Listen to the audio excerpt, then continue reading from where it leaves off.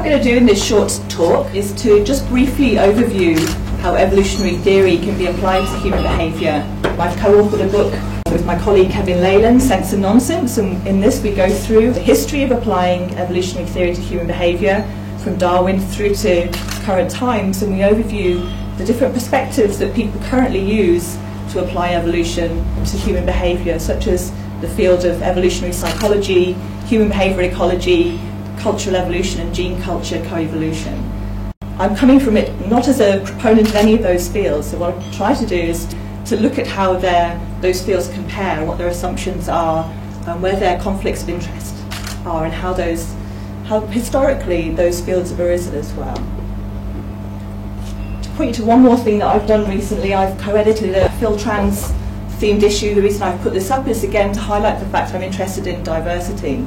So for these different approaches, I've been interested in how they all take into account the fact that humans have a huge variation in the behaviour. One of the things that anthropology has taught us is the fantastic diversity of behaviour in humans. And if we want to apply evolutionary theory to human behaviour, I think we have to take that into account and put that into our theory and our explanation. We need to account for variation as well as things that are apparently universal. I'm going to go through some of the basics of how I think you can apply evolution to human behaviour. Evolutionary theory is a theory about change, and it helps us to understand the variation and diversity in the natural world, both the animal kingdom, the plant kingdom, and other organisms. It's a way of thinking about that diversity and trying to make sense of it. I'm going to just draw your attention to Darwin, and I'm sure this is probably familiar territory to some people, but just to give us the groundwork and the basics here. Darwin proposed a mechanism which could maybe account for that variation that we see and how those species might be changing over time. And he said you need to consider three things. You need to consider the fact that there's going to be competition between individuals to survive. There are limited resources out there, populations can't continue growing indefinitely, so there's going to be competition between individuals. The second thing that he said you have to take into account is that there's variation. So within species, there's variation between individuals that might affect how well they're able to survive and reproduce. The third thing you have to keep in mind is whether any of these traits that are related to variability are inherited from offspring to parents. And if you start to see those three things coming together, then basically what you're seeing here is natural selection. So when you have these three things occurring, then some organisms will be better able to survive and reproduce, and selection will act on the traits that are heritable, that enable those individuals to win in that competition. So when you've got variation, competition and inheritance, then the process by which you see populations changing over time is known as natural selection, and this is what Darwin proposed. This is sort of the big breakthrough. And natural selection can produce adaptations, and we can define those as features that become prevalent in a population because of the selective advantage that they convey. Because I'm interested in sex differences, I'm going to also introduce to you Darwin's theory of sexual selection, which in a way you can think of as a subset of natural selection. He defines it as selection depending on the advantage which certain individuals have over other individuals of the same sex and species in exclusive relation to reproduction. So it's trying to explain traits that are apparently costly and could potentially reduce survival chances, such as these highly extravagant traits and these feathers and these antlers. You know, some wonderful examples out in the museum here. It's apparently costly, surely, to just surviving, sort of doing the everyday, day-to-day survival, but perhaps they're providing an advantage in terms of reproduction. To give you another quote from Darwin, the sexual struggle is of two kinds. In the one, it is between the individuals of the same sex, generally the males, in order to drive away or kill their rivals, females remaining passive. Whilst in the other, the struggle is likewise between individuals of the same sex in order to entice or charm those of the opposite sex, generally the females, which no longer remain passive but select the more agreeable partners. So this idea of males competing and females choosing amongst those mates really has laid the foundation for the field of sexual selection as it's developed over the past 50 years. But it might seem a bit biased for Darwin to be concentrating on males competing and females being sort of choosy and slightly more passive. The idea that females were having any role at all back in where he was writing, then this in itself was a rather radical thing to suggest. But actually the notion of sexual selection didn't really take off in the evolutionary literature until, as I say, really within the sort of past 50, 60 years.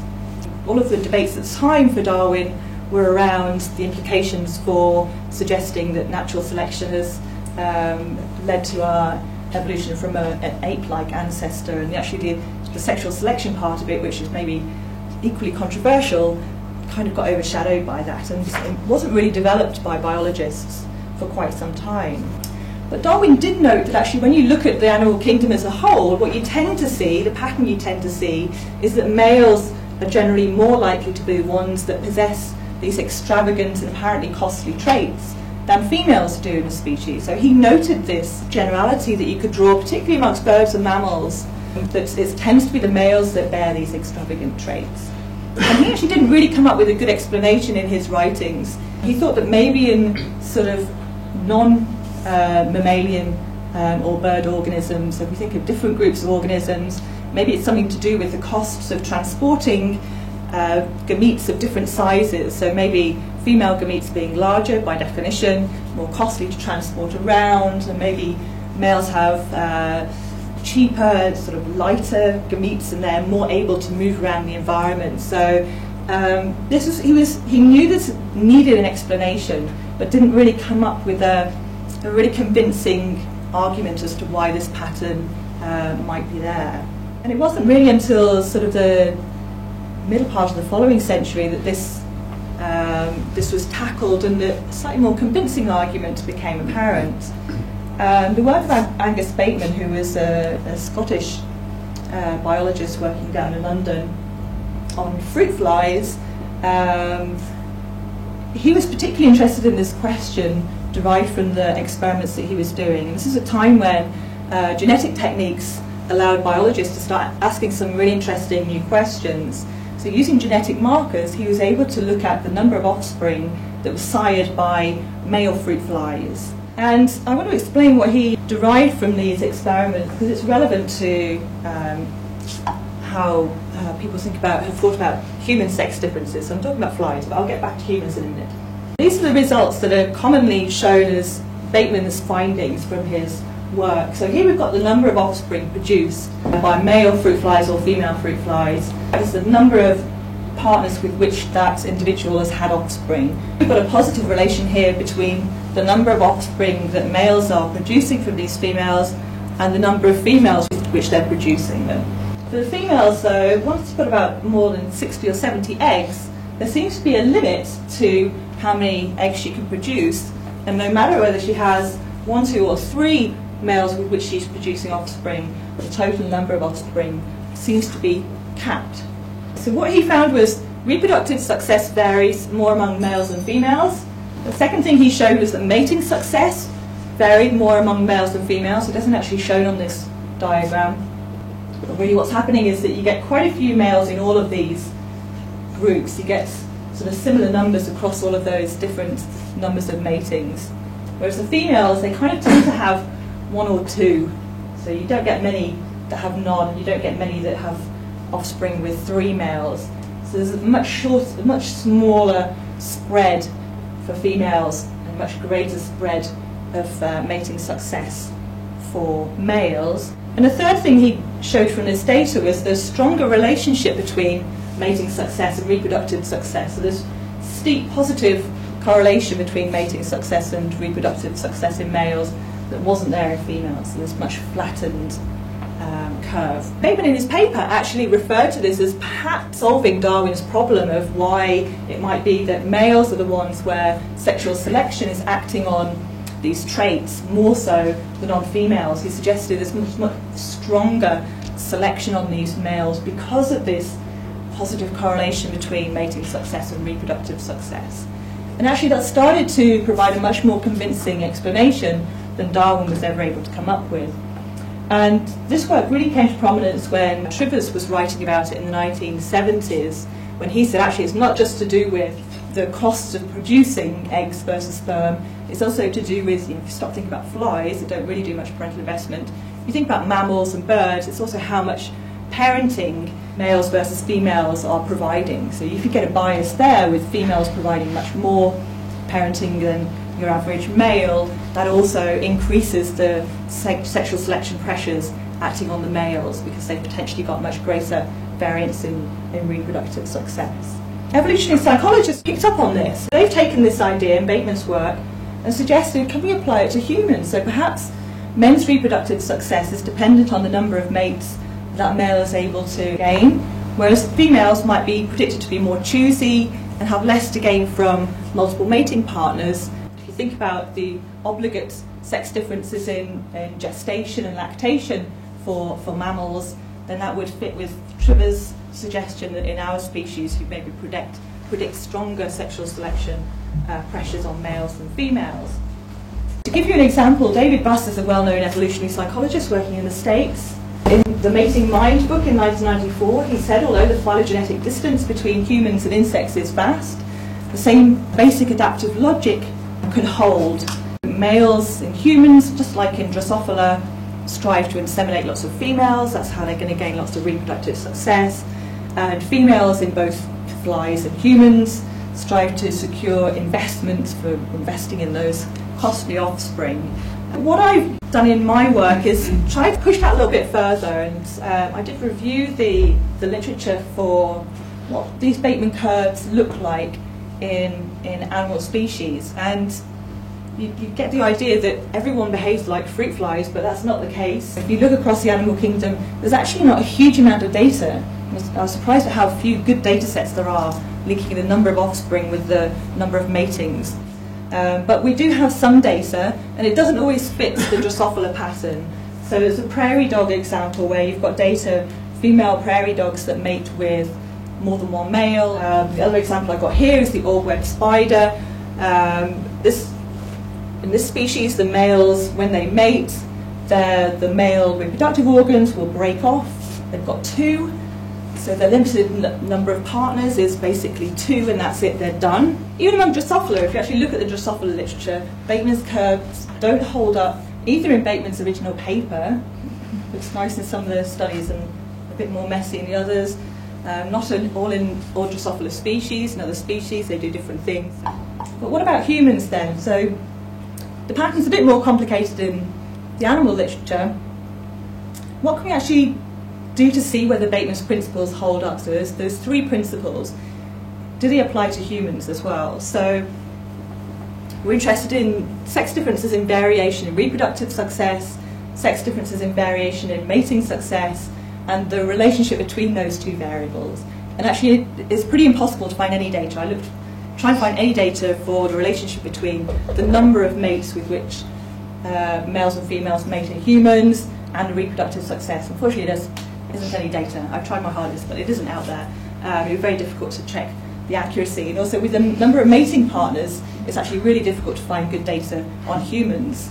So if you look at the literature where you just ask males and females, how many sexual partners have you had during your lifespan, you'd expect the average number to be the same for males and females. The variation might be different, but you'd expect within a closed population there should be the same average number of mating partners for males and females, but there isn't. So males report a much higher average number of mating partners than females do. And there's some interesting literature in the psychology literature about if you ask people, I'm going to give you a questionnaire about your previous number of mating partners.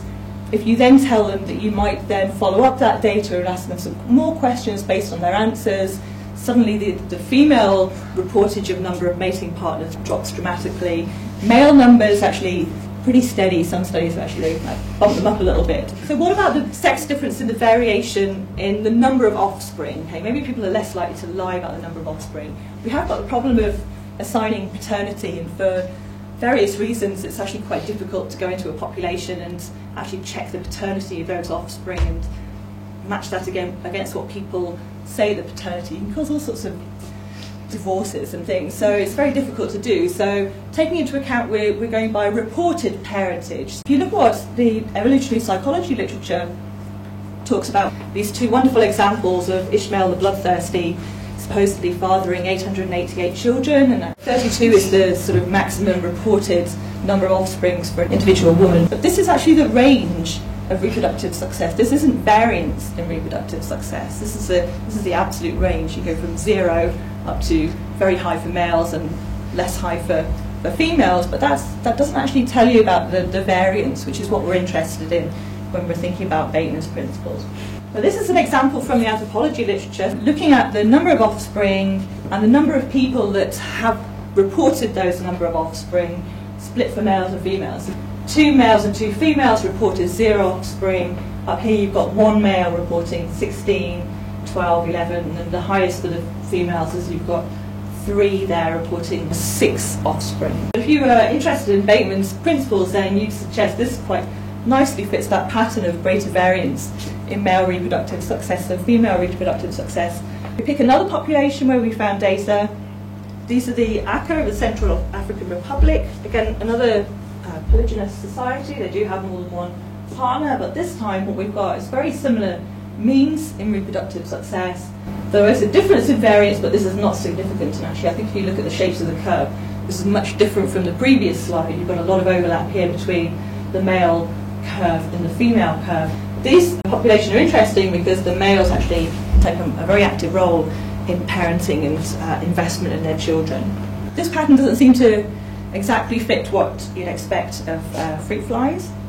We take another population where we found nice historical data of the Pitcairn Islanders, who are the descendants of the mutiny on the Bounty. But here we've got an extremely close, tight relationship between male and female reproductive success, and actually you've got quite a lot of individuals here who are of both sexes who are having quite a lot of offspring. A very similar mean, which is good, a larger sample size in this population for the records, and probably you couldn't get much closer than that in terms of the variance of the male and female reproductive success. Here we've got different populations, lots of different parts of the world. The population of the Pitcairn Islands, which I showed you, the ratio of the variance of male and female reproductive success is pretty much 1 in that population. As in other populations, actually in this data set, the Finland genealogies, it's actually the other way around, so there's greater variance in female reproductive success in this population than in male reproductive success. So there's quite a high early mortality rate, and quite a lot of females would go on to take on a second husband. So again, it's the variation, it's this diversity that interests me. There isn't one pattern here of how male and female reproductive success looks across populations. If you look at what's happened recently in sexual selection theory, we know that the levels of choosiness and competitiveness in males and females are predicted through sexual selection theory to vary with not just how much parental investment's given, but things like the mortality costs of breeding and finding mates, the rate of encountering mates, and the variation in mate quality. So the picture is actually way more complicated than just, well, females invest more, they should be choosy, males invest less. So what I'd like to argue is that evolutionary accounts of human behaviour really, I think, need to incorporate this variation and diversity that we see. There isn't a single pattern if we think about how mating strategies might occur in males and females, and evolutionary theory can still help us try to understand this, but not in that quite simplistic way of here's what fruit flies do, therefore we can understand what we might predict humans to do. Just to briefly wrap up, evolutionary psychologists, they're suggesting that the brain contains these modules that have evolved to solve recurrent problems that have faced our hunter-gatherer ancestors. So this is the kind of evolutionary psychology perspective that will quite often be applied to sex differences in human behaviour. They then go on to think about how those adaptive problems might have resulted in modules within the brain that allow solutions to potential factors in the environment. So they're interested specifically in this universal design features of the human mind. We can't ignore the fact that culture and socially transmitted information is hugely important in human behaviour. It's this idea that we've got these 2 inheritance systems, so there's genetic inheritance going on, and there's environmental inheritance. So there's this socially transmitted information, for example, in the environment. The interesting work is going on in terms of applying evolution to human behaviour, incorporates all of this together, and it's a way more complicated picture than just thinking about hunter-gatherer ancestors in the Stone Age. We have to think about genetic inheritance and predispositions. We have to think about socially transmitted information and culture, how they both affect variation in behaviour, and also how they interact with each other during the evolutionary history of our species. So understanding sex differences in human behaviour, I think, requires us to think about genetic predispositions, to think about hormones, developmental environments, how they interact with socially transmitted information, though, in terms of human behaviour and human evolution. My take-home message from this is that slightly controversially perhaps, but I'm going to accuse evolutionary psychologists of sometimes relying too much on sort of quite a simplistic interpretation and representation of evolutionary theory. You can't just refer back to Bateman and think that you're done. I think they've also potentially been propagating a relatively simplistic view of how the brain is constructed during an individual's lifetime, and the fact that domain general mechanisms can account for quite a lot of what we see in behaviour. And I think they've also had quite a simplistic view of the role of culture in human evolution, and I think we need to not discount the importance of that.